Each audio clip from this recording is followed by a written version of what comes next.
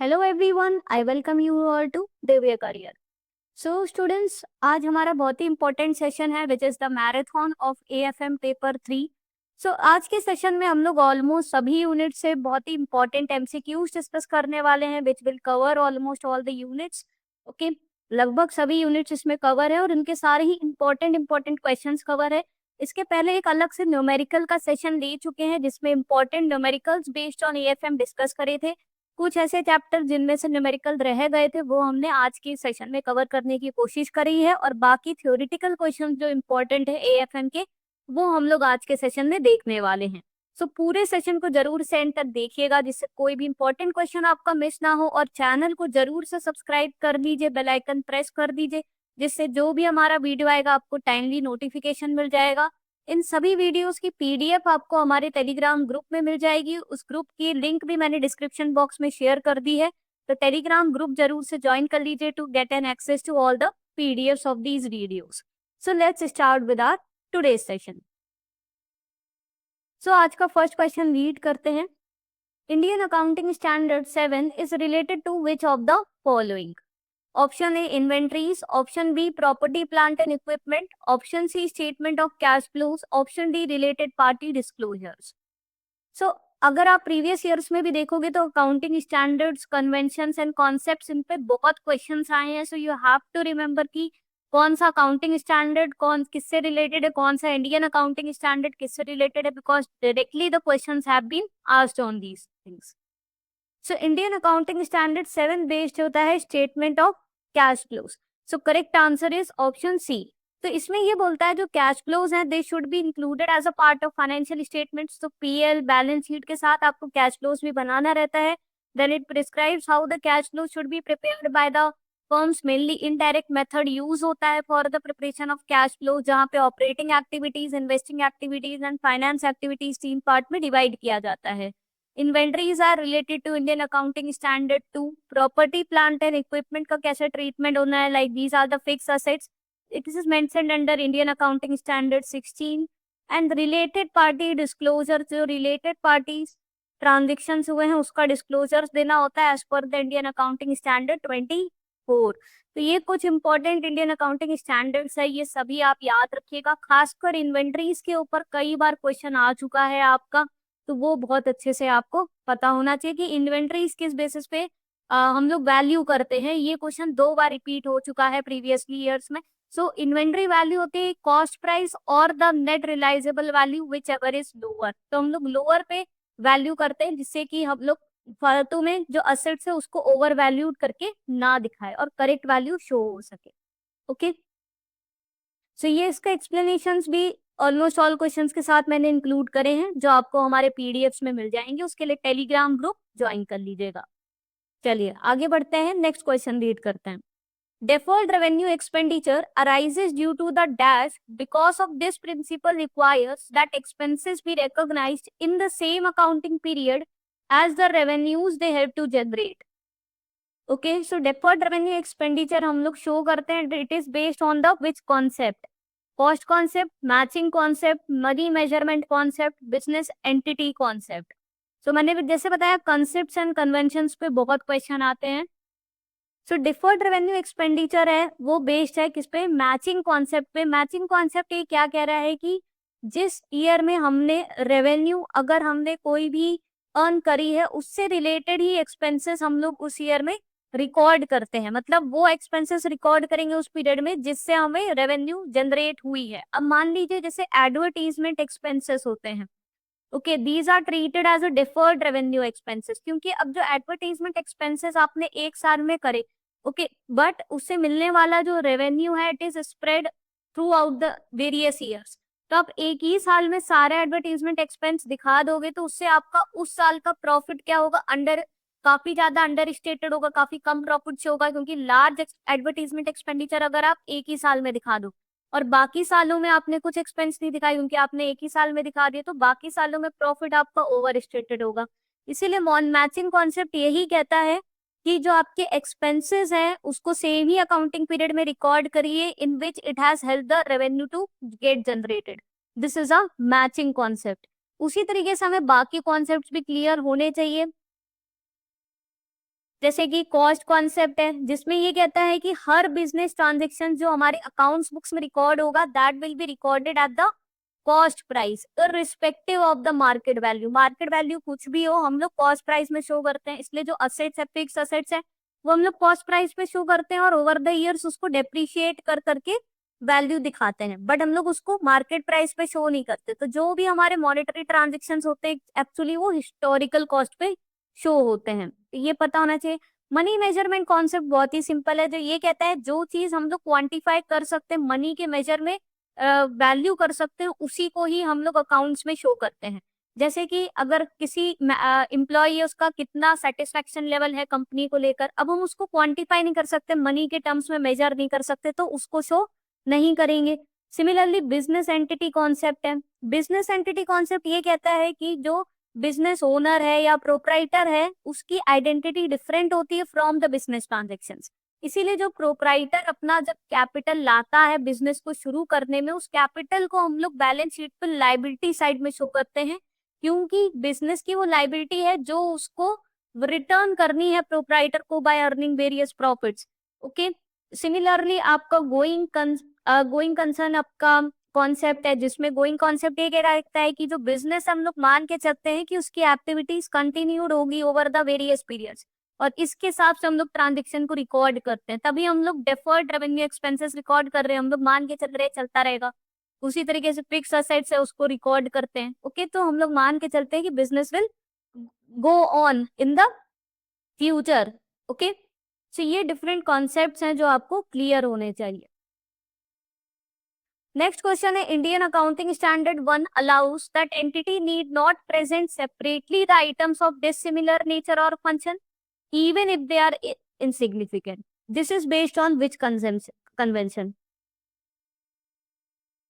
मतलब हम लोग को वो आइटम्स नहीं शो करने if they are insignificant. Option से convention of full disclosure, option B convention of materiality, option C convention of conservatism, option D convention of consistency.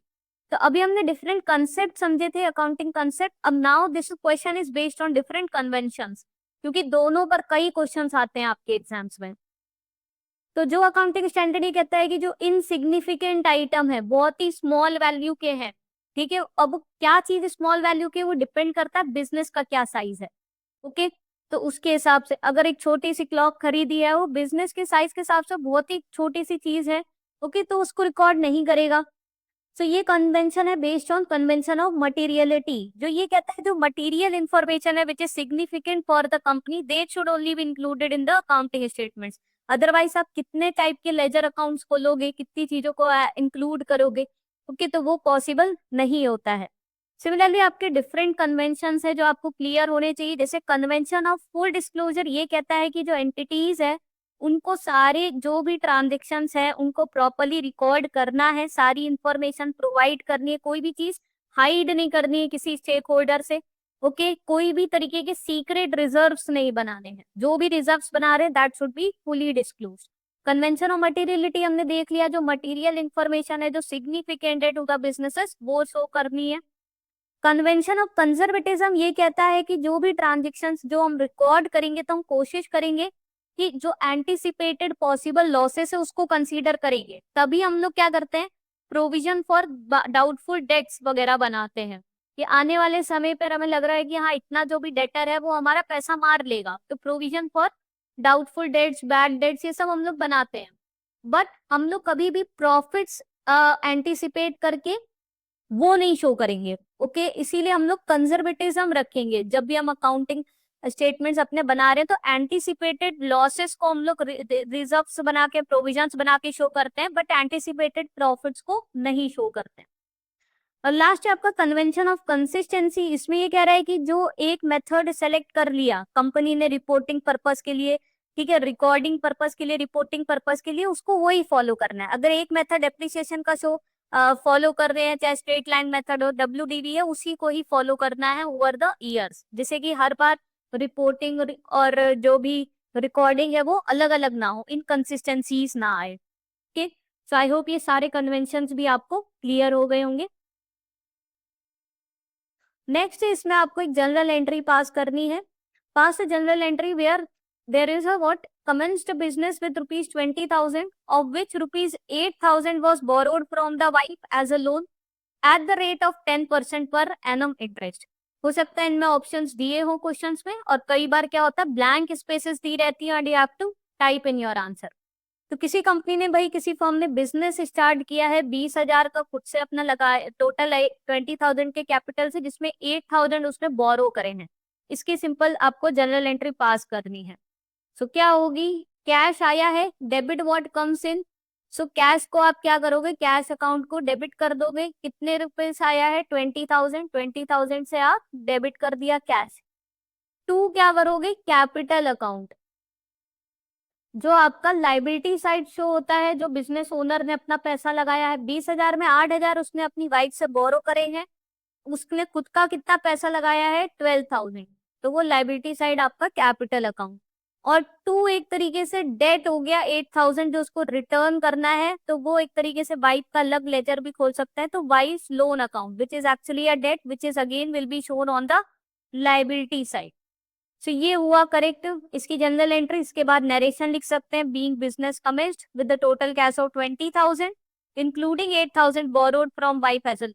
अब जो रेट ऑफ इंटरेस्ट है, इंटरेस्ट का अभी हमें कोई ट्रांजेक्शन शो करने की जरूरत नहीं है. जब इंटरेस्ट की डेट आएगी, ओवरड्यू होगी, तब हम लोग उसको रिफ्लेक्ट करेगा, और जब वो इंटरेस्ट पे करेगा तो उसको शो किया जाएगा. बट अभी जस्ट हमें जनरल एंट्री पास करनी थी of the commencement of business. Okay, next question है, posting of wrong amount but on the correct side is an error of dash. Option A error of omission, option B error of commission, option C compensating error, option D principal error.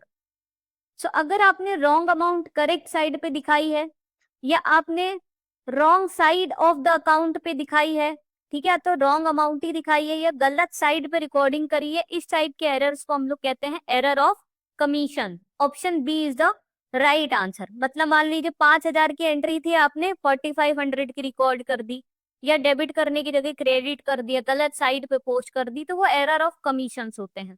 Error of omission होता है जहां पे आपने entry record करना भूल गए. अब वो पार्शियल ओमिशन भी हो सकता है जहां पर आप कोई एक साइड रिकॉर्ड करना भूल गए, या कंप्लीट ओमिशन भी हो सकता है. सो अगर आप पार्शियल ओमिशन करते हो, कोई एक साइड आपने कोई एक अकाउंट डेबिट तो किया बट उसका इक्विवेलेंट अमाउंट क्रेडिट नहीं किया, तो उसमें क्या होगा, ट्रायल बैलेंस अफेक्ट करता है. बट कंप्लीट ओमिशन हो गया, आपने रेंट पे किया, रेंट डेबिट करना था, कैश अकाउंट क्रेडिट करना था, दोनों ही चीज नहीं करी, तो अब क्या होगा, ट्रायल बैलेंस इससे अफेक्ट नहीं होता है, क्योंकि डेबिट क्रेडिट दोनों ही नहीं शो किए. ठीक है, वैसे आपकी कंपनसेटिंग एरर्स होते हैं जहां पर जो आप एक मिस्टेक करते हो, ओके, वो नलीफाई हो जाते हैं दूसरी मिस्टेक करने से.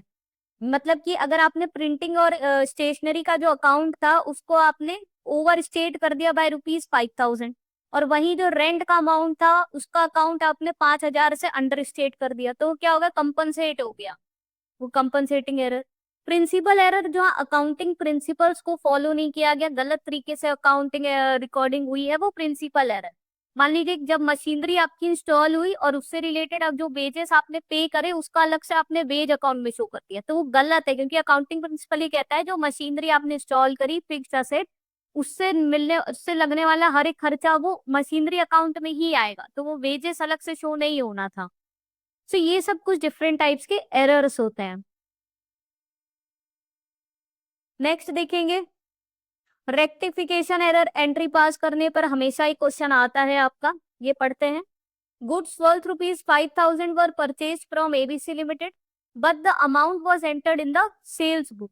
The account of ABC limited was correctly credited. What rectification entry should be passed.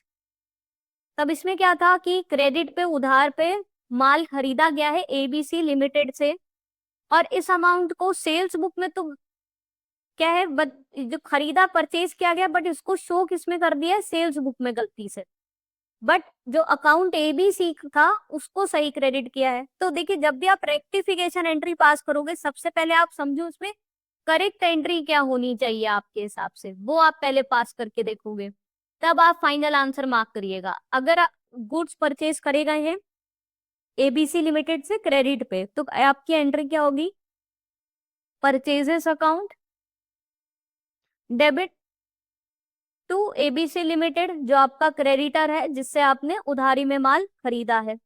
कितने के खरीदे गए हैं? 5,000 के। ठीक है, ये करेक्ट एंट्री होनी थी। अब आपने क्या किया है, गलती से जो रॉन्ग एंट्री है उसमें आपने क्या किया है, उसमें एबीसी लिमिटेड का अकाउंट तो क्रेडिट सही किया है, 5,000 से क्रेडिट तो सही शो किया है, बट आपने परचेजेस अकाउंट जो डेबिट होना था इसको आपने अगेन ये भी सेल्स अकाउंट क्रेडिट में शो कर दिया है। तो ये आपने रॉन्ग एंट्री करके दोनों ही चीज आपने क्रेडिट में दिखा दी। तो अब आपको रेक्टिफाई करना है, तो आपकी रेक्टिफिकेशन एंट्री क्या होगी? पहला तो हमें करेक्ट में परचेजेस को डेबिट करना था, तो पहले तो हम लोग परचेजेस को डेबिट करेंगे सही करने के लिए। फिर क्या करेंगे, जो सेल्स अकाउंट को गलती से क्रेडिट कर दिया है इसको रिवर्स करेंगे, तो इसको भी हम लोग डेबिट करेंगे। तो सेल्स अकाउंट को भी हम लोग ने डेबिट किया क्योंकि वो गलती से क्रेडिट हो गया था। और फाइनली हमें एबीसी लिमिटेड को ही क्रेडिट करना था, तो टू एबीसी लिमिटेड, जिसको 10,000 से क्रेडिट करेंगे। सॉरी सॉरी, एबीसी लिमिटेड को तो आपने गलत में भी क्रेडिट किया ही था, तो इसलिए एबीसी लिमिटेड को नहीं क्रेडिट करोगे, नया अकाउंट खोलोगे which will be a suspense account. अगर एबीसी लिमिटेड को यहाँ क्रेडिट नहीं किया होता तो फिर आप यहाँ पे एबीसी लिमिटेड लिखते, बट एबीसी लिमिटेड को रॉन्ग एंट्री में भी क्रेडिट किया था 5,000 से, इसलिए इसको नहीं शो करेंगे रेक्टिफिकेशन में। हम लोग उसकी जगह क्रेडिट किसको करेंगे, न्यू अकाउंट खोलेंगे, suspense account. Now I hope आपको क्लियर हो गया होगा किस तरीके से हम लोग को रेक्टिफिकेशन एंट्रीज पास करनी है। तो पहले तो हम लोग क्वेश्चन के हिसाब से अपने हिसाब से करेक्ट एंट्री पास कर देंगे, फिर उसने क्या गलती करी है वो देखेंगे, जो गलती करी है डेबिट गलत किया है तो उसको क्रेडिट कर देंगे, क्रेडिट गलत किया है तो डेबिट कर देंगे, और अपने हिसाब से जो करेक्ट एंट्री होनी चाहिए उसको एडजस्ट करेंगे। सो करेक्ट एंट्री क्या होगी, परचेसेस अकाउंट डेबिट होगा 5,000, सेल्स अकाउंट डेबिट होगा 5,000 से, सस्पेंस अकाउंट क्रेडिट होगा 10,000 से। So option A is the right answer. Okay,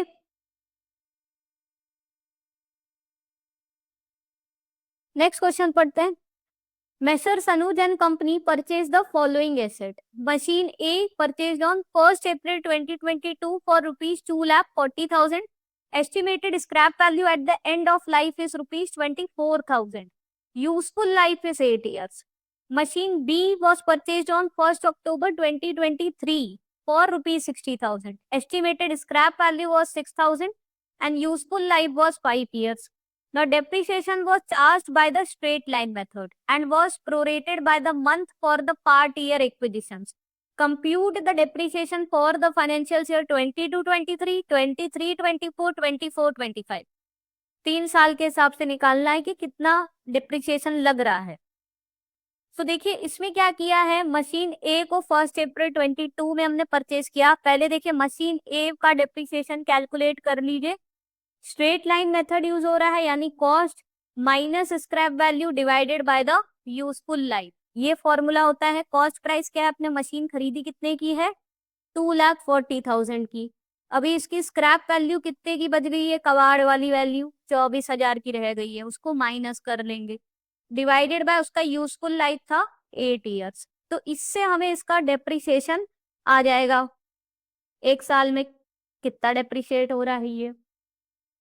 सो इसको आप कर लीजिए, आपका आ गया 27,000 पर एनम।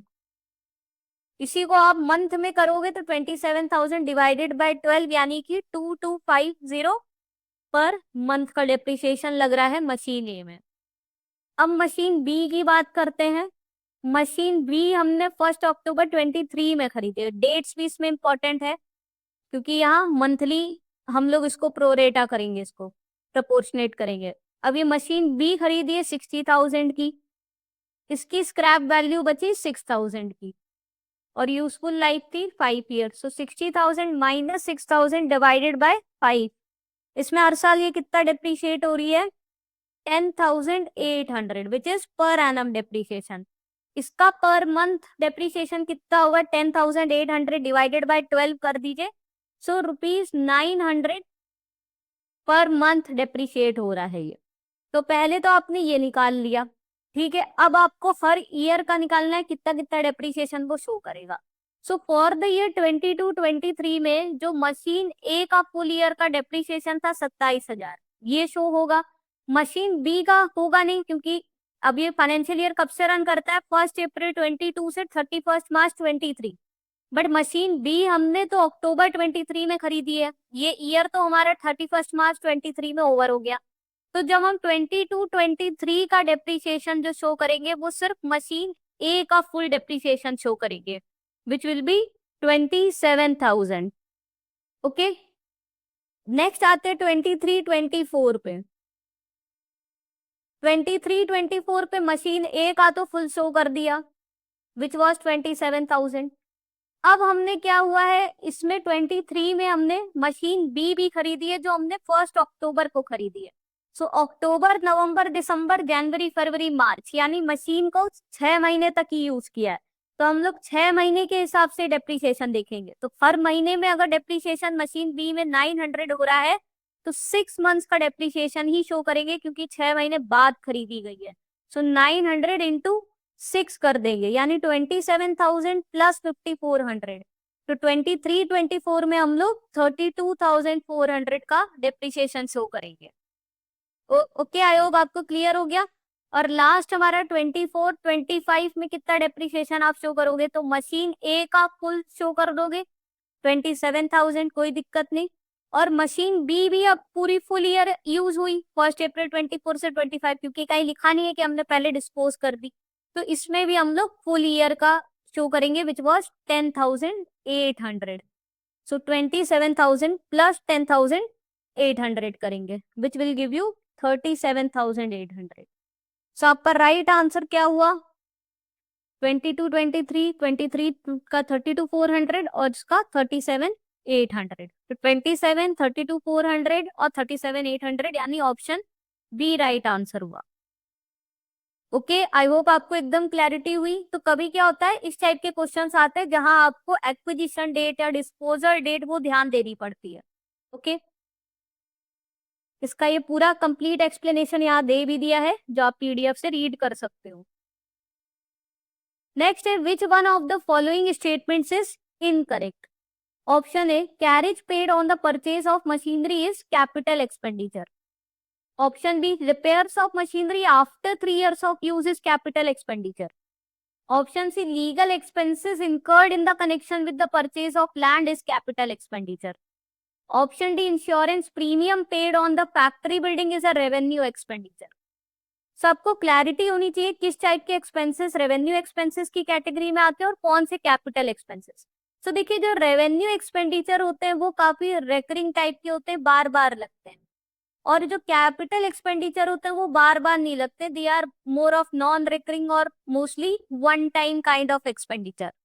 ओके, सो अभी देखिए, ये मेनली रेवेन्यू एक्सपेंडिचर रखते हैं related to the operations of the business. Capital expenditure होते हैं जहां आप कोई बड़ा असेट्स परचेज कर रहे हो, एक्सपैंड वगैरह कर रहे हो, तो कैपिटल एक्सपेंडिचर।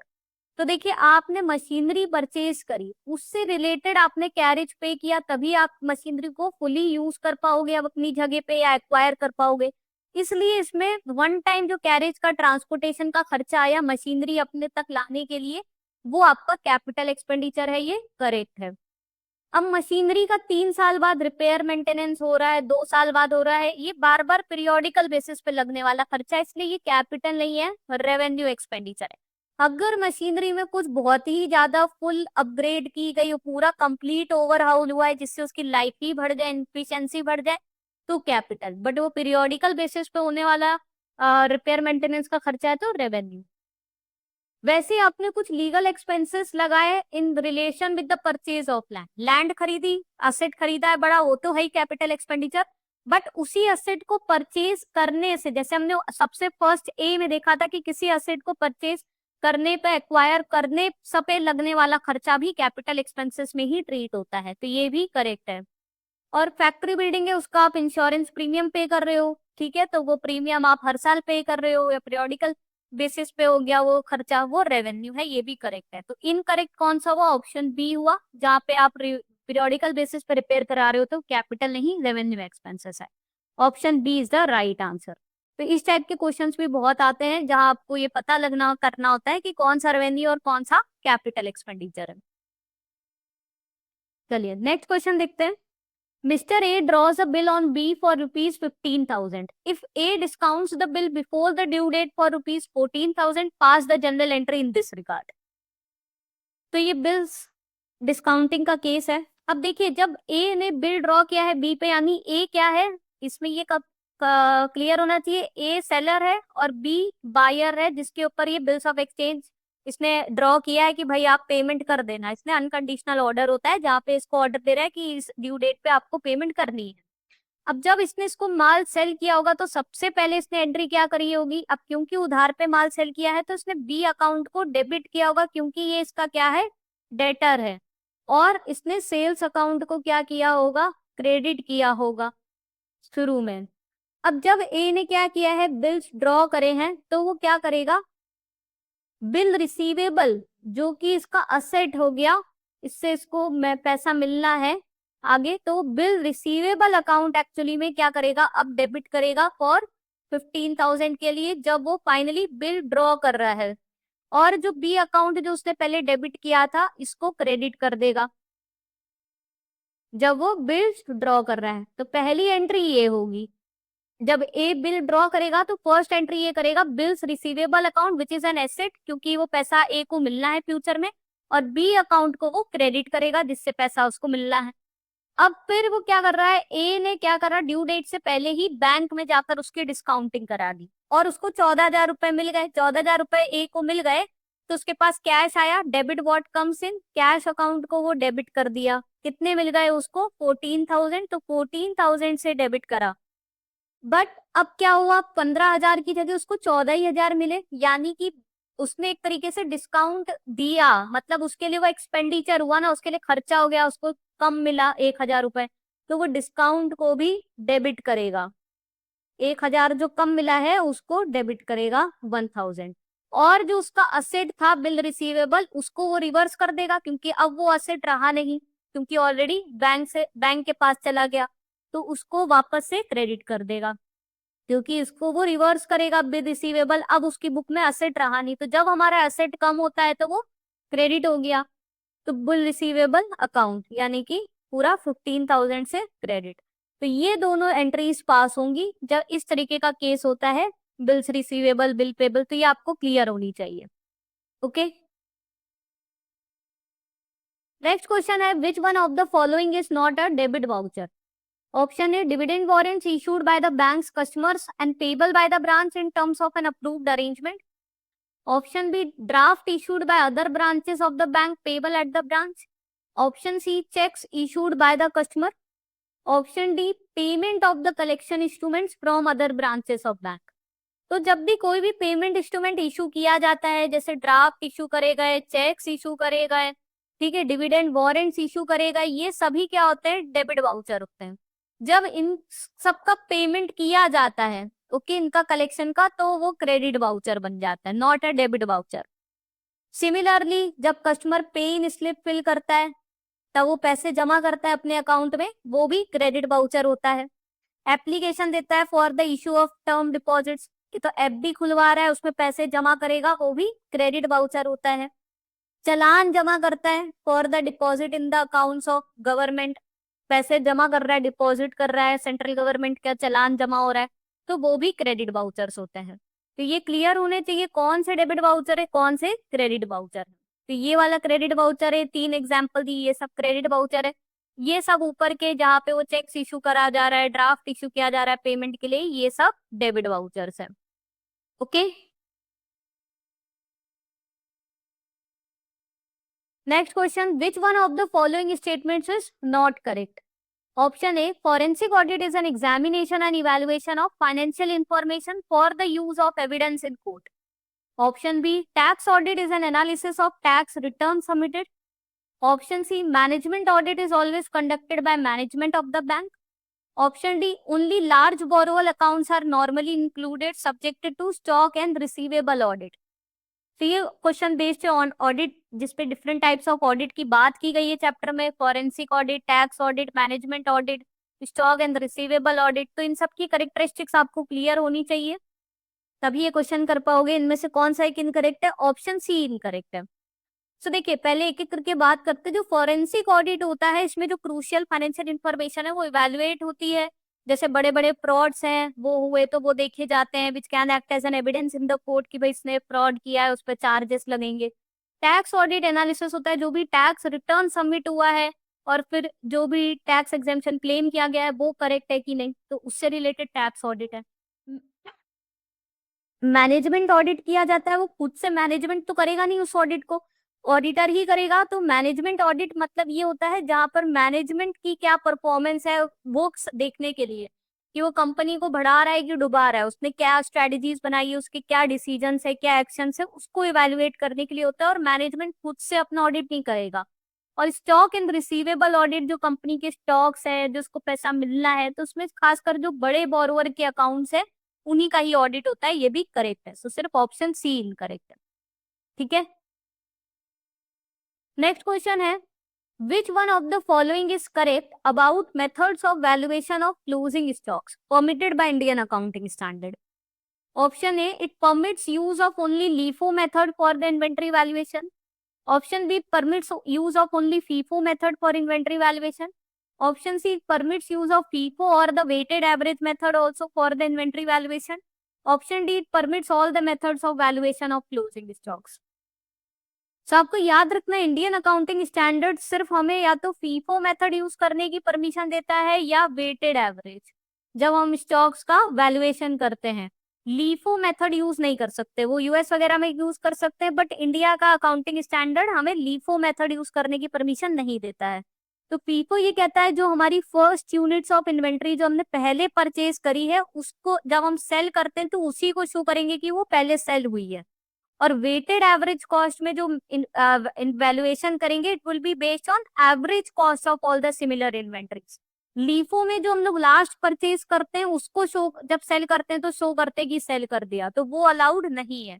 सो करेक्ट आंसर है ऑप्शन सी।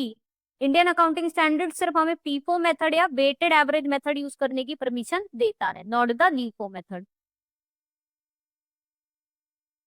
नेक्स्ट है in public limited companies the minimum number of members is dash, maximum number of members in private limited companies is dash. Option से 2 and unlimited, option B 7 and 100, option C 7 and 200, option D 2 and 50।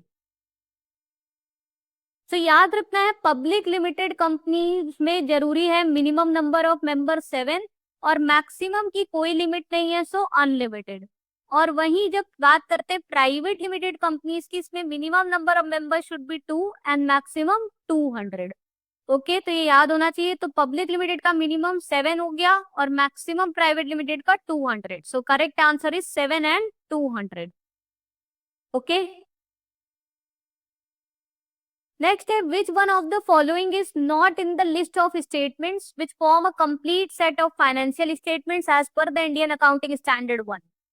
Option से statement of changes in equity for the period, option B statement for changes in assets for the period, option C statement of profit and loss for the period, option D comparative information in respect of previous accounting period. So Indian accounting standard ये कहता है, आप जैसे कभी कभी किसी company की website पे जाओगे, उनके फाइनेंशियल स्टेटमेंट्स देखोगे तो आप देखोगे वो पीएल स्टेटमेंट दिखाते हैं, बैलेंस शीट दिखाते हैं, statement of changes in equity दिखाते हैं। साथ में ये जो भी प्रेजेंट होते हैं पीएल स्टेटमेंट वगैरह, ये प्रीवियस ईयर के भी शो होते हैं, जिससे कि आप कंपैरिजन कर सको प्रीवियस ईयर और करेंट ईयर के सारे फिगर्स में। तो statement of changes in equity show होते हैं, पीएल स्टेटमेंट शो होता है, कंपैरेटिव स्टेटमेंट। अलग से चेंजेस इन असेट शो नहीं होते, वो बैलेंस शीट रहेंगी अगर दो अलग अलग डेट्स की, तो आप कंपेयर कर सकते हो असेट में कितना चेंजेस आया या लाइबिलिटी में कितना चेंजेस आया, बट इसका अलग से स्टेटमेंट नहीं बनता है। So correct answer is option B. Okay, next question, except for the financial institution, cash receipts from the repayment of advances and loans made to the parties represents dash. Option A, cash flow from operating activities, option B, cash flow from investing activities, option C, cash flow from financing activities, option D, cash flow from lending activities। So banks को छोड़ दे, क्योंकि banks का तो ये काम ही है loan देना loan लेना, तो वो तो उसके ऑपरेशनल एक्टिविटीज में ही आएगा। बट अगर कोई नॉर्मल कंपनी है और उसने कोई लोन दिया, उसका उसको रीपेमेंट मिल रहा है, तो वो कौन सी टाइप की एक्टिविटीज में शो होगा उसके कैश फ्लो स्टेटमेंट में? It will be included in the cash flow from the investing activities, क्योंकि एक तरीके से उसने लोन दिया किसी को और उसका प्रीपेमेंट आया। वहीं अगर उसने लोन लिया होता कंपनी ने, तो वो लोन अगर लिया होता तो वो फाइनेंसिंग एक्टिविटीज में आता। वैसे ही कंपनी को अगर कोई डिविडेंड मिला है, यानी कि उसने किसी स्टॉक में इन्वेस्ट किया होगा तभी डिविडेंड मिला है, या उसने कोई लोन दिया है उस पे उसको इंटरेस्ट मिला है, सो अगर डिविडेंड मिला है या इंटरेस्ट रिसीट हुआ है तो वो इन्वेस्टिंग एक्टिविटीज में। बट अगर कंपनी ने कोई डिविडेंड पे किया है, इसका मतलब कंपनी पे कब करेगी डिविडेंड? जब उसने शेयर्स इशू करे होंगे। तो वो एक्चुअली उसकी कैपिटल स्ट्रक्चर को इफेक्ट करता है। जब कंपनी इक्विटी रेज करती है शेयर्स इशू करके, या कंपनी लोन्स रेज करती है, तो ये उसका डेट को शो करता है, ये इसके इक्विटी को, तो कैपिटल स्ट्रक्चर अफेक्ट होता है। तो जब शेयर्स इशू करेगी तो उस पर डिविडेंड पे करेगी। सिमिलरली जब वो लोन लेगी मार्केट से तो उस पर इंटरेस्ट पे करेगी। तो उससे डिविडेंड पेमेंट, इंटरेस्ट पेमेंट, वो आपको याद रखना है फाइनेंसिंग एक्टिविटीज का पार्ट होता है। तो ये कुछ कंफ्यूजिंग चीजें होती हैं, बाकी तो सिंपल होता है। बाकी तो आपने प्लांट मशीनरी खरीदी या बेची, वो सब इन्वेस्टिंग एक्टिविटीज में आएगा, यानी कि कोई फिक्स्ड असेट्स खरीद बेच रहे हो वो इन्वेस्टिंग एक्टिविटीज में। ओके, और कोई आप लोन ले रहे हो मार्केट से या इक्विटीज के थ्रू पैसा रेज कर रहे हो, वो सब फाइनेंसिंग एक्टिविटीज में। और नॉर्मल ऑपरेशन जो गुड बाय सेल कर रहे हो इन्वेंट्री, वो ऑपरेटिंग एक्टिविटीज में आएगा, जिससे रिलेटेड आपका बिजनेस है, उससे रिलेटेड आप स्टॉक या इन्वेंट्री बेच खरीद रहे हो, गुड्स बाय सेल, वो ऑपरेटिंग एक्टिविटीज। ओके, नेक्स्ट है balance as per the cash book bank column of Messrs Curran and Company on 31st March 25 is shown as 8200 on the debit side. Balance as per the bank statement on the same date is shown as 9100 on the debit side. फिर ये सब comparing the two, ये सब फिर कुछ entries मिली अलग अलग। What is the adjusted balance as per the bank and the cash book? तो ये पूरा आपका न्यूमेरिकल है बड़ा। ओके, अब क्या है इसमें, कैश बुक में उसका डेबिट बैलेंस शो हो रहा था 8200 और पासबुक में जो बैंक स्टेटमेंट में शो हो रहा था 9100। अब ये डिफरेंस आ रहा है, तो एडजस्टेड बैलेंस क्या होगा? इसका मैंने पूरा सोल्यूशन यहाँ दे रखा है, एक एक करके देखते हैं। सो एडजस्टेड, पहले तो balance as per the bank statement लिख दिया हमने 9100 का, जो हमारी बैंक की पासबुक में शो हो रहा था। अब इसमें हम लोग कुछ एडजस्टमेंट्स करेंगे, जैसे कि उसने चेक इशू किया बट वो प्रेजेंट हुआ ही नहीं पेमेंट के लिए, तो वो पासबुक में क्या है, डेबिट हुआ ही नहीं शो, तो आप लोग उसको माइनस कर दोगे, क्योंकि वो प्रेजेंट हुआ नहीं, बट वो होगा ना, कैश बुक में आपने माइनस कर रखा है, तो आप एडजस्ट करोगे। Not presented for payment, it is an outstanding cheque, -1000। Deposit in transit, यानी lodged but not yet credit. अब से कोई चेक था जो क्रेडिट होना था अकाउंट में बट अभी हुआ नहीं है, तो ये प्लस नहीं हुआ, तो अब आप प्लस करोगे, तो आपका एडजस्टेड बैलेंस क्या हो गया, 9100 प्लस 600 -1000 यानी 8700। ओके, तो जो चेक इशू करें बट प्रेजेंट नहीं हुए पेमेंट के लिए, उसको माइनस कर दिया, और जो डिपॉजिट क्रेडिट नहीं हुआ उसको प्लस कर दिया। ओके, अब कैश बुक का देखिए, कैश बुक का डेबिट बैलेंस था 8200, तो उससे हमने स्टार्ट किया, 8200 हमारा कैश बुक का बैलेंस था। अब इसमें क्या क्या चीजें हुई, bank charges shown by the bank not recorded in cash book. तो पासबुक में तो वो 100 रुपए कटे हुए दिखे होंगे, कैश बुक में हम चढ़ाना भूल गए तो वो -100 कर दिए हमने। ठीक है, अब क्या हुआ, cheque customer deposited 400 directly into bank accounts appear in the bank statement and not in the cash book. अब हमें पता नहीं था, कस्टमर ने जाके बैंक अकाउंट में हमारे पैसे जमा कर दिए, तो पासबुक में तो रिकॉर्ड हो गए, बट हम लोग अपनी जो कैश बुक मेंटेन कर रहे हैं उसमें हमने शो नहीं किए, तो +400 हम लोग और बढ़ाएंगे अपनी कैश बुक में। फिर क्या हुआ, 50 रुपए का चेक था which was received earlier was dishonoured. अब वो डिसऑनर्ड हो गया तो बैंक ने तो भाई पासबुक में माइनस आएगा, शो होगा हमारा अमाउंट, बट जो हम खुद से कैश बुक बनाते हैं ये हमें पता नहीं चला, तो 50 रुपीज हमने शो नहीं किए, वो माइनस हो गए। नेक्स्ट क्या था, firm recorded the payment cheque to supplier as 650 but the bank cleared at 400। यानी कि हमने किसी सप्लायर को चेक इशू करा 650 का, तो हमने दिखा दिया कि भाई बैंक ने पेमेंट किया 650 का, तो हमने अपनी कैश बुक में -650, बट बैंक ने एक्चुअली पेमेंट कितने का किया था, 400 का, तो हमने ज्यादा एक्सेस पेमेंट अपनी कैश बुक में दिखा दिया था 250 का, हमने ज्यादा कैश आउट कर दिया था, बट एक्चुअली पेमेंट 400 का ही हुआ। सो 250 हम लोग वापस से प्लस कर देंगे अपनी कैश बुक में, तो प्लस 250 वापस ऐड कर दिया। तो इन्हीं सबको आप प्लस माइनस किया आपने, जो भी अभी हमने डिस्कस किया, तो एडजस्टेड बैलेंस कैश बुक का भी 8700 आ गया, और इस तरीके से ये दोनों हमारी मैच हो गई। ओके, तो इस टाइप के क्वेश्चंस आ सकते हैं बिल्कुल एग्जाम में, आपके सिलेबस के ही हैं, तो ये आपको करने आने चाहिए। ठीक है, आगे बढ़ते हैं। Sales of goods on credit results in dash.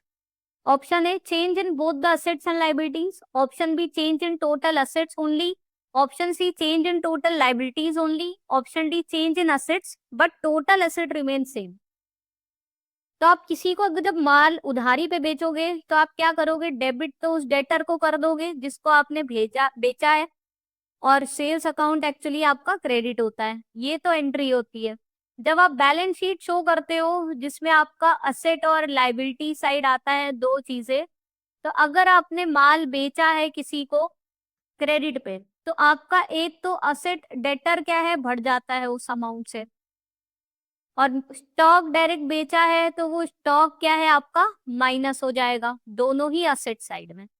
So debtor बढ़ गया और इन्वेंट्री कम हो गई, so there will be the change in assets. Change हुआ, पहले की बैलेंस शीट सब चेंज हुआ, क्योंकि उधार पे माल बेचा, डेटर बढ़ गया और स्टॉक कम हो गया, दोनों ही असेट्स है, बट जितने से डेटर बढ़ा उतने से स्टॉक कम हो गया, तो there would be the change in asset but total asset remain same. बाकी लाइबिलिटीज से कुछ हुआ ही नहीं इसमें, जब क्रेडिट पे माल बेचा तो लाइबिलिटी का कुछ नहीं हुआ। सो correct answer is option D. Okay,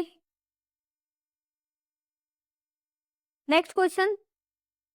Investments included under held to maturity should not exceed dash of the total investments. The securities held for trading are to be sold within dash. Option A 15% and 60 days, 25% and 90 days, 50% and 90 days, 30% and 1 year. तो जो भी banks investments करती है उनको तीन categories में बांटती है। Held to maturity जो पूरा मेच्योरिटी पीरियड तक इन्वेस्टमेंट्स को होल्ड करती है, एक होता है अवेलेबल फॉर सेल, और तीसरा होता है हेल्ड फॉर ट्रेडिंग। सो अभी ये क्वेश्चन है based on HTM and held for trading. So जो हेल्ड फॉर मेच्योरिटी के इन्वेस्टमेंट्स होते हैं वो रूल है RBI का, it shall not exceed 25% of the total investments, और जो ट्रेडिंग के लिए हेड कर रखे they should be sold within 90 days. So right answer क्या हो गया, ऑप्शन बी 25% एंड 90 डेज। जो भी प्रॉफिट या लॉस होता है सिक्योरिटीज बेचने पे हेल्ड फॉर ट्रेडिंग, वो बैंक कहाँ पे ट्रांसफर होते हैं, PL अकाउंट में ट्रांसफर होते हैं, और फिर वो फर्दर कैपिटल रिजर्व अकाउंट में ट्रांसफर हो जाते हैं। जो भी प्रॉफिट लॉस होता है from the selling of these investments which were held for trading, they are transferred to the capital reserve account. Okay, next है which schedule of balance sheet of the bank provides the details of advances. Option है schedule 3, schedule 4, schedule 9 या schedule 10। तो banks की balance sheet होती है, उसमें कई schedules होते हैं, वो पता होने चाहिए कि PL अकाउंट्स के कौन से शेड्यूल्स है और बैलेंस शीट के कौन से। सो शेड्यूल 3 रिफ्लेक्ट करता है deposits of the banks, important वाले तो कम से कम याद होने चाहिए। शेड्यूल 4 शो करता है borrowings of the banks. Schedule 9 is related with the advances provided by the bank, and schedule 10 reflects the fixed assets of the bank. So correct answer है schedule 9। तो ये कुछ इंपॉर्टेंट शेड्यूल्स है जो आपको याद होने चाहिए। ओके, नेक्स्ट है Mr. Mehra deposits rupees 50,000 every year for the next 5 years in an account that earns an annual interest of 8%. Find the present value of his annuity due, where PVIFA, which means the present value of interest factor annuity, आपको दिया है for 8% 5 years is 3.9927. So देखिए present value of annuity due, where you are making the payments at the beginning of the year. So उसका formula होता है coupon payments into 1 plus r to the power n minus 1 divided by r into 1 plus r to the power n into 1 plus r। अब PVIFA दिया हुआ है for 8% 5 year से 3.99 3.9927 यानी ये जो पूरी वैल्यू है ये हमें दी हुई है 3.99271। सो कूपन कितना हर साल कितना पेमेंट कर रहा है 50,000। तो सी में आप 50,000 पुट करोगे। PVIFA given to you 3.99271 into 1+R rate of interest 8% यानी 0.08। सो आपका करेक्ट आंसर आ गया 215606। Option B is the right answer. So present value of annuity due, अगर ये present value of ordinary annuity निकालना होता तो इंटू 1+R नहीं करते, ये एडिशनल करते हैं because here the payments are made और received at the beginning of year. Ordinary annuity होता है at the end of year, तो उसमें हम लोग इंटू 1+R नहीं करते हैं। ओके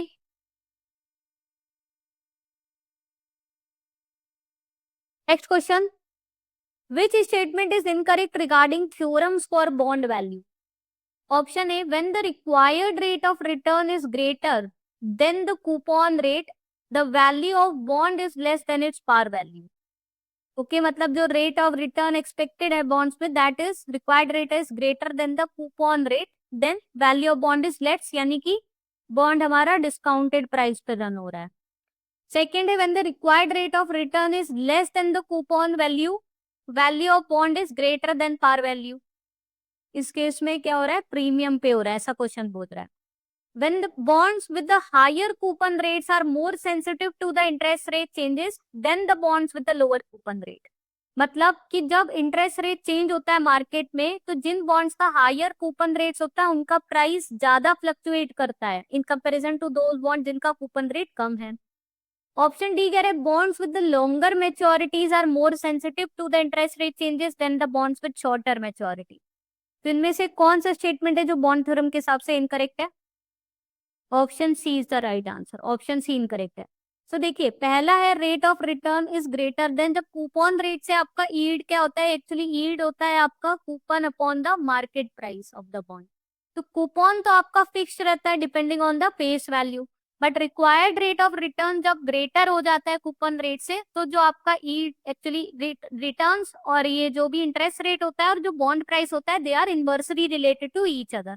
ठीक है, तो जब ईल्ड आपका required return is greater than the coupon तो जो वैल्यू होती है that becomes less than the par value, bond gets price at the discounted price. ये सही है। और इसी का रिवर्स होता है, जब required rate of return less होता है कूपन से तो जो बॉन्ड होता है उसकी प्राइस पार वैल्यू से बड़ी ज्यादा हो जाती है, ज्यादा उसमें क्या है, क्योंकि कूपन तो फिक्स है तो उनकी वैल्यू ज्यादा बढ़ जाती है, ज्यादा डिमांड बढ़ जाती है तो वो बॉन्ड्स क्या है प्रीमियम पे सेल होने लगते हैं। थर्ड वाला क्या कह रहे हैं, ये गलत है। जो कूपन रेट जिनका लोअर होता है उसमें ज्यादा फ्लक्चुएशन देखने को मिलता है प्राइसेस में in comparison to lower coupon. ठीक है, और जिनमें मेच्योरिटी लॉन्ग होती है वो भी, उनमें भी प्राइसेस में ज्यादा सेंसिटिव होते हैं with the changes in the interest rate. तो ये आपको याद रखने हैं चारों थ्योरम्स। इसमें क्या होगा, bonds with the lower coupon rates are more sensitive than the bonds with the higher coupon rate. तो ये स्टेटमेंट इनकरेक्ट है, option C is the right answer. Okay next question है बेस्ड ऑन फॉरेक्स। तो क्योंकि forex पे हम लोग numerical नहीं कर पाए थे न्यूमेरिकल क्लास में, इसमें देख लेंगे। So from the data given below find the purchase rate of euro 2 month forward. Spot दिया है 1 यूरो का, यूएस डॉलर में कितना है 1.2180, ये बिड हो गया, और ये क्या हो गया आस्क रेट 1.2190। पहले लिखा रहता है वो बिड रेट होता है वो आस्क, और जो बाद में लिखा रहता है वो आस्क रेट, यानी कि जो बैंक है वो 1 यूरो 1.2180 पे परचेज करेगी और 1 यूरो सेल करेगी 1.2190 डॉलर पे सेल करेगी। ये इसका मतलब हुआ। पहले तो मीनिंग क्लियर होना चाहिए इसका मतलब क्या है। तो जो बेस करेंसी है उसका ये परचेज और सेल वैल्यू होती है, पर बाइंग रेट का मतलब बिड होता है और सेलिंग रेट का मतलब आस्क होता है। तो 1 यूरो बैंक इतने डॉलर पे परचेज कर रही है और इतने डॉलर पे सेल कर रही है। 1 मंथ फॉरवर्ड, 1 महीने बाद उसका बिड रेट क्या हो रहा है, ये 1.2135 हो रहा है, और जो सेल है वो हो जा रहा है 1.2130। तो अब क्या हो रहा है, उसका जो आस्क रेट है वो बिड रेट से कम हो रहा है, यानी डिस्काउंट में जा रहा है। वही 2 मंथ फॉरवर्ड भी बिड रेट क्या है, ज्यादा है, आस्क रेट से कम है, मतलब सेलिंग रेट अगेन कम है बिड रेट से, ये भी डिस्काउंट में है। 3 मंथ फॉरवर्ड का भी डिस्काउंट में है। अब आपको क्या निकालना है, purchase rate of euro 2 month forward. अगर आपको यूरो परचेज करेंगे, आप किस रेट पे परचेज करोगे, जिस रेट पे बैंक एक्चुअल में आपको सेल करेगा। तो जब हमको कोई चीज परचेज करनी है तो बैंक का हम लोग आस्क रेट देखेंगे, जब हमें कोई चीज सेल करनी है तो हम लोग बैंक का बाई रेट देखेंगे। तो हम लोग को परचेज करना है, ये बैंक का बाई और सेल होता है, तो हम लोग तो परचेज उसी पे कर पाएंगे जितने पे ये यूरो सेल करेगी बैंक। तो बैंक अभी कितने पे सेल कर रही है, 1.2190 पे। 2 मंथ फॉरवर्ड बाद हम लोग कितने पे इसको खरीद पाएंगे, 2 मंथ फॉरवर्ड के बाद ये कितना डिस्काउंट हो जा रहा है, सॉरी ये 0 पॉइंट है, नॉट 1.21, ठीक है ना, इस सेल है 0.0035, ये सब डिस्काउंट रेट्स है।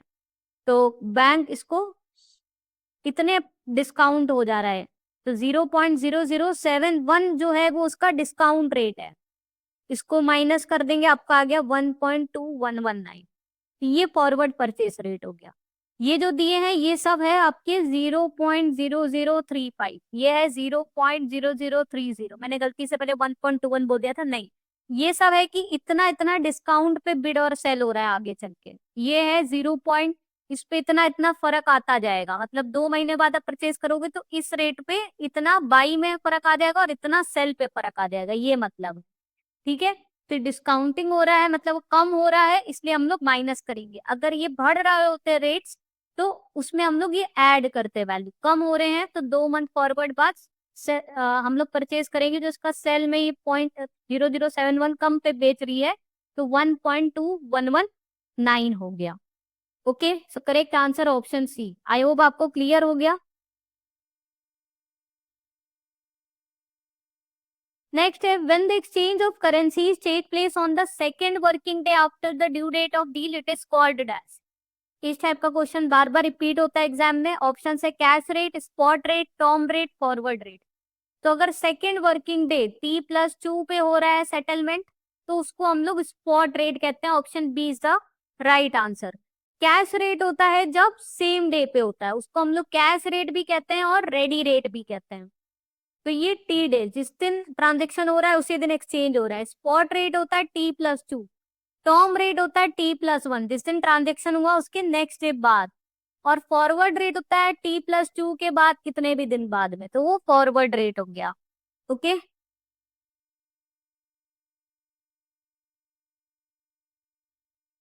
नेक्स्ट है, in a lease transaction which one of the following is required to be shown on the asset sides of balance sheet of the lessee? Option A total purchase cost of asset, option B total of lease rental payables, option C right of use asset, option D lease liability. So जब financial lease होती है, जहाँ पे at the end of term जो lessee होता है वो उस एसेट को अपने पास परचेज कर सकता है, तो वो उसको जस्ट एज अ असेट ही शो भी करता है अपने बैलेंस शीट में शुरू से ही। सो जो बैलेंस शीट होती है उसके असेट साइड पे वो राइट ऑफ यूज एसेट को शो करता है, जो एक्चुअली दिखाता है कि उसके पास राइट टू कंट्रोल है। वो उसको शो कैसे करता है, उसको इनिशियली किस पे मेजर किया जाता है, कॉस्ट पे, जहाँ पे उसकी present value of lease liability आ जाती है, इनिशियल डायरेक्ट कॉस्ट आ जाती है, और अप्रिशिएट और डेप्रिशिएट होता रहता है फिर एसेट्स ओवर द ईयर्स। और लाइबिलिटी साइड पे वो शो करता है जो उसकी लीज पेमेंट्स है जो उसको पे करनी है over the years. Okay, so asset sides पर राइट ऑफ यूज एसेट जैसे शो होता है। आप किसी कंपनी की बैलेंस शीट देखोगे तो जो उसने लीज पे ले रखा है कोई आइटम, तो वो आपको as a right of use asset show भी होगा। ओके, नेक्स्ट है, Messrs ABC is a manufacturer of plastic goods. The annual turnover for financial year 21-22 was rupees 80 lakhs. It has targeted 25% growth in financial year 22-23. Find the working capital requirement and the bank finance for it. So it is based on, जहाँ पर आपको working capital निकालनी रहती है based on the turnover, उस पे based numerical है। तो यहाँ पर आप जो निकालते हो उसमें क्या होता है फॉर्मूला, इसमें ये मान के चलते हैं कि किसी कंपनी की जो वर्किंग कैपिटल रिक्वायरमेंट है that will be taken as 25% of its projected annual turnover. जो वो मान के चल रहा है कि अगले साल हमारा जो पूरे साल का टर्नओवर होने वाला है उसका 25% उसकी वर्किंग कैपिटल रिक्वायरमेंट होती है। तो जो भी वर्किंग कैपिटल रिक्वायरमेंट होती है उसका 80% बैंक फाइनेंस करती है, और 20% जो होता है वो बोरोवर खुद से लाता है as its own contribution which is a margin money. ठीक है, तो पहले तो ये क्लैरिटी होनी चाहिए, ये थ्योरी है जो ये बोलती है कि टर्नओवर मेथड के हिसाब से अगर हम लोग को देखना है कि बैंक कितना मैक्सिमम फाइनेंस करेगी वर्किंग कैपिटल का, तो ये मान के चलते हैं जो भी उसका प्रोजेक्टेड एनुअल टर्नओवर है उसका 25% उसकी रिक्वायरमेंट है, और जितनी रिक्वायरमेंट है उसका 80% बैंक देगी और 20% वो बोरोवर खुद से लाएगा। तो अब हम लोग क्वेश्चन करते हैं जहां पे एनुअल टर्नओवर दिया है 21-22 का 80 lakhs and it has targeted 25% growth. So projected turnover कितना हो गया 125 अपॉन 100 इंटू 80 lakhs, ये इसका प्रोजेक्टेड टर्नओवर हो गया विच विल बी 100 lakhs। अगले साल उसका टर्नओवर उसने ये प्रोजेक्ट किया है कि 100 lakhs हो जाएगा। अब वर्किंग कैपिटल रिक्वायरमेंट निकालेंगे, कितनी मानी जाती है 25% of its turnover. So 25% of 100 lakhs which is 25 lakhs। So working capital requirement आ गई हमारी 25 lakhs।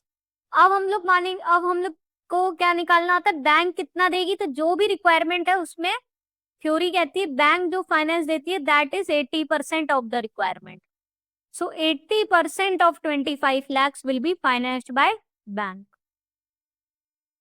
So 80% of 25 lakhs is 20 lakhs.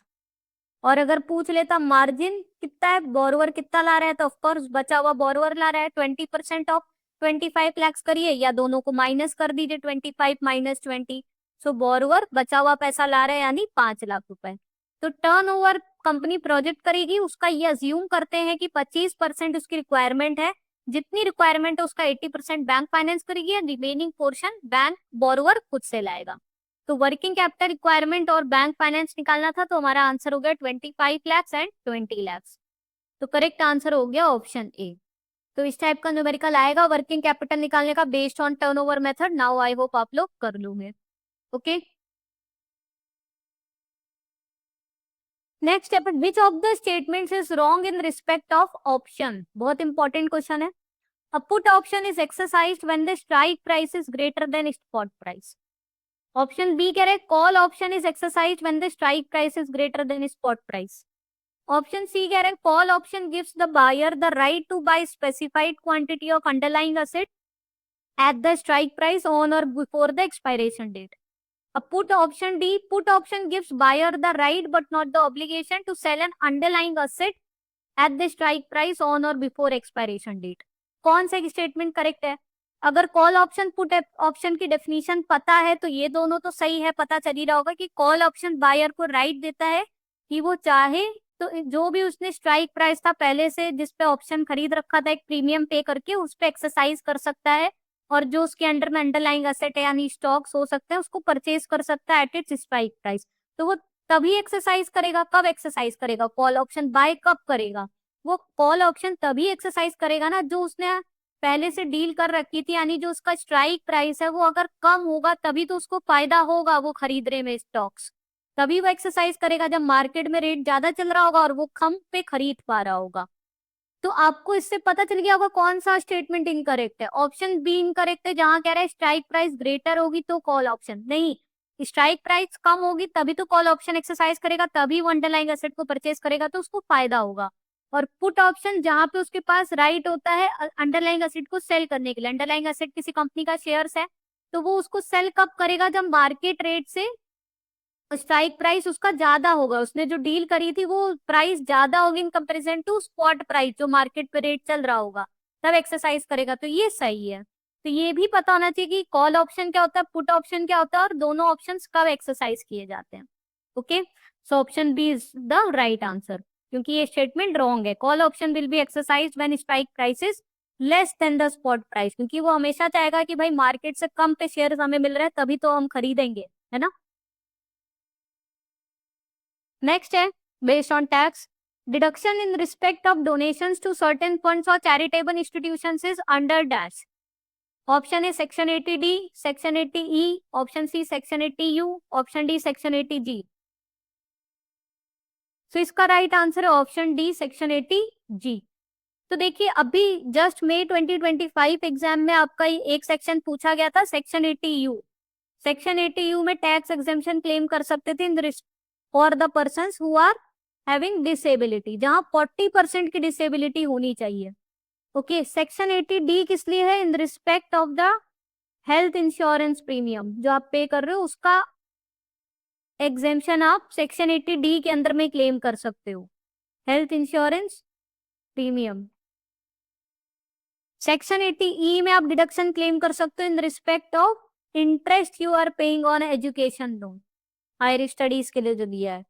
और 80G जो आप डोनेशंस दे रहे हो उसके लिए है। तो ये कुछ इंपॉर्टेंट सेक्शंस है जिन पे क्वेश्चंस आया हुआ भी है, जैसे May 25 में सेक्शन 80U का आया था, तो अब इस बार सेक्शन 80G, 80D, 80 कोई भी आ सकता है, तो ये आपको याद होनी चाहिए। नेक्स्ट क्वेश्चन देखते हैं। If the estimated sales of the company during the year are 120 lakhs and the break-even sales level is 80 lakhs, find the margin of safety. So margin of safety क्या होता है? Margin of safety actually buffer होता है, जो आपको बचाता है कि भाई सेल्स कम भी हो गई तो कितना कम आप कर सकते हो कि भाई ब्रेक इवन पॉइंट से, क्योंकि अगर वो कम हो गई तब तो लॉस हो जाएगा। तो ब्रेक इवन पॉइंट से ज्यादा इतना मार्जिन है अभी आपके पास। So margin of safety is estimated sales minus break even sales divided by the estimated sales into 100. So अभी sales 120 lakhs कम मान के चल रहे हो जाएगी, और 80 lakhs की आप करोगे तो ब्रेक इवन पॉइंट पे आ जाओगे। तो आपके पास मार्जिन ऑफ सेफ्टी कितनी अवेलेबल है वो आप देख रहे हो। So 120 minus 80 divided by 120 lakhs into 100. So 40 upon 120 into 100, which will give you 33.33%। मतलब 33% का अभी आपके पास कुशन अवेलेबल है कि कुछ इमरजेंसी सिचुएशन आ जाती है, सेल्स कम भी हो जाते हैं, तो 33% का बफर है। उससे कम सेल्स कर दोगे तो ब्रेक इवन पॉइंट से भी कम हो जाएगी, यानी फिर लॉस होने चालू हो जाएंगे। Okay, so option B is the right answer. Next question, which one of the statements is incorrect? Option A, the work is usually carried out at a site different from the contractor workplace in job posting.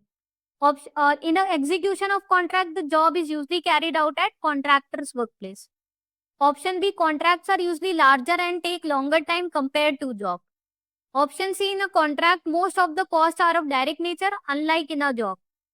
Option D, in costing a contract, each contract is treated as a cost unit, while in job costing, there can be more than one cost unit. So this question is based on contract costing and job costing, उन पे differences है। कौन सा statement incorrect है? Option A is the right answer, ये incorrect है। देखिए, contract costing कब यूज होती है? जब बड़ा बड़ा कॉन्ट्रैक्ट दिया जाता है कि डैम बनाना है, रोड रेलवे बनानी है। जॉब कॉस्टिंग कोई भी छोटा जॉब हो सकता है, फर्नीचर बनाना है, तो जॉब कॉस्टिंग आप कहाँ यूज करोगे? जिसके बनाना है उसकी साइट पे यूज करोगे। बट कॉन्ट्रैक्टर जो कॉन्ट्रैक्ट कॉस्टिंग होती है उसमें कॉन्ट्रैक्ट दिया रहता है बड़े बड़े प्रोजेक्ट्स का, तो वो जाके उसकी साइट पे तो नहीं बन, उसी के प्रीमाइसेस पे तो नहीं बना दोगे, it will be outside the work place.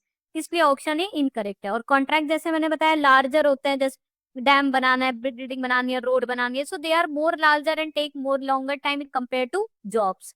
And that the cost which are associated in the contract, तो जिस पर्पस के लिए कॉन्ट्रैक्ट दिया हाईवे बनाने के लिए, तो उससे जुड़ने वाला सारा कॉस्ट इसमें कंसीडर करेंगे। टेबल कॉस्टिंग में हम लोग और भी चीजें जोड़ लेते हैं, वहां पे आ रहे हैं हम और सामान ला रहे हैं, लेबर ला रहे हैं, और कई चीजें जोड़ लेते हैं जब हम जॉब कॉस्टिंग करते हैं। ओके, तो बाकी स्टेटमेंट्स करेक्ट है, ऑप्शन ए इनकरेक्ट है। लास्ट क्वेश्चन है आज का। Dash starts the planning exercise from scratch and does not depend on the previous achievement और base. Option A performance budgeting, option B programme budgeting, option C zero based budgeting, option D function budgeting.